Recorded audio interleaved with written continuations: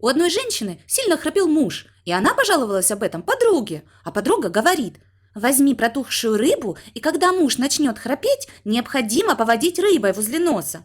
Ночью муж заснул и начал выдавать фуги. А жена достала припрятанную рыбу и провела ей возле его носа. Муж поморщился и перестал храпеть. И только она стала засыпать, мужик опять, как захрапит, она опять провела рыбой. Снова тишина. И так 5 раз.